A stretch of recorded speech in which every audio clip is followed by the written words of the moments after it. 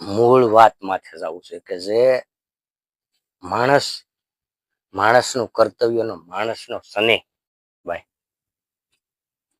કે જ્ઞાની માણા હોય અજ્ઞાની હોય ભાઈ, જ્ઞાની હોય છતાંય એને ભગવાન વાલો હોય, પછી જે અજ્ઞાની માણા હોય જેને ભગવાનની ખબર નથી પણ એને ભગવાન તો વાલો જ ભાઈ.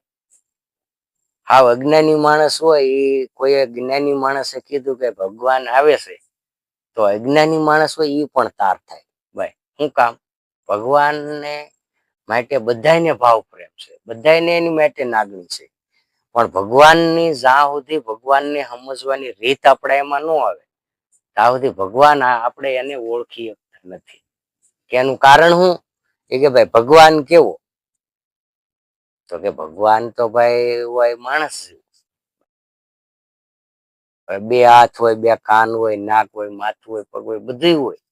એ કે પણ એને નક્કી કરવો કેમ કે આજ ભગવાન છે ભાઈ? એ કે નક્કી કરાવી દેનાર સદગુરુ છે આમ છે ભાઈ. સદગુરુ છે એ નક્કી કરાવી દે. નકર કૃષ્ણ પરમાત્મા રામચંદ્રજી ભગવાન 12 કળા લઈને આવ્યા, કૃષ્ણ પરમાત્મા 16 કળા લઈને ભાઈ. મર્યાદા પુરુષોત્તમ રામ કહેવાના, પુરુષમાં ઉત્તમ મર્યાદા પુરુષોત્તમ કહેવાના ભાઈ, જેને મર્યાદાને બાંધી છે. કૃષ્ણ પરમાત્મા 16 કળાએ આવ્યા અને એનું કર્તવ્ય બજાવ્યું અને પાછા અશ્વત્થામ ચાલ્યા ગયા, તો એને મર્યાદાને બધી તોડી નાખી ભાઈ.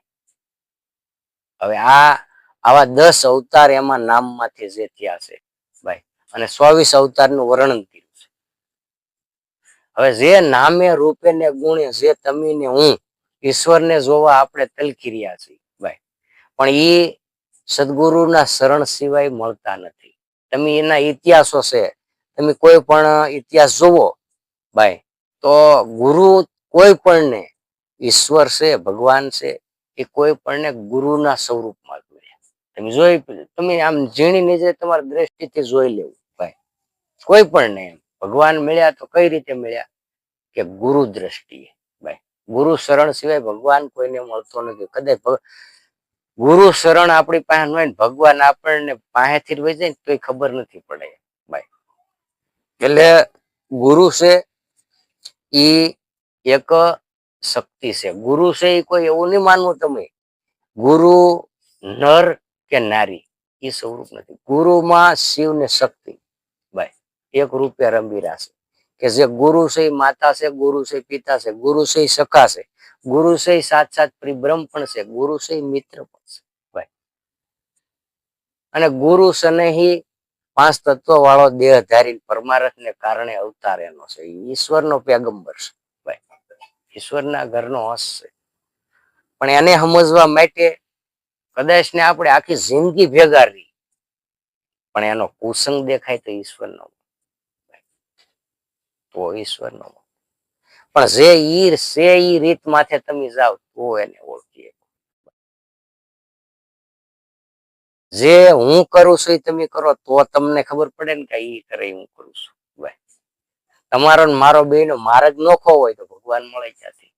રસ્તા બે છે, એક હાઈવે નેશનલ છે એ ડાયરેક્ટ શોર્ટકટ ઈશ્વરને મળે છે, અને એક ધણકેડી છે એ જગતમાં ભાઈ. ઈ કેડીએ માણસ હાલે તો વાડી આવે ભાઈ, વધારે હાલે તો વાડીએથી રસ્તો બીજે ગામ જતો બીજું ગામ આવે,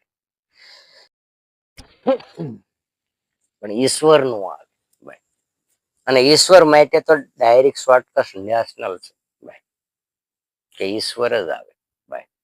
અને માણસ પોતે બની અને એનું કર્તવ્ય જો સંભાળે કે ભાઈ આ જગતમાં મારું અને હું કામ આવ્યો, કે મારું કર્તવ્ય હું, જો આટલું એને ખબર પડે કે ભાઈ હું એક શુદ્ધ ચેતન આત્મા છું, આવું જ એને નક્કી થઈ જાય હરિસ્મરણ કરતા કરતા કે હું એક શુદ્ધ ચેતન આત્મા છું ને મારું કર્તવ્ય હું, તો એમાંથી માણસ ધારે તો માણસ પણ બની શકે, દેવ પણ બની શકે ભાઈ.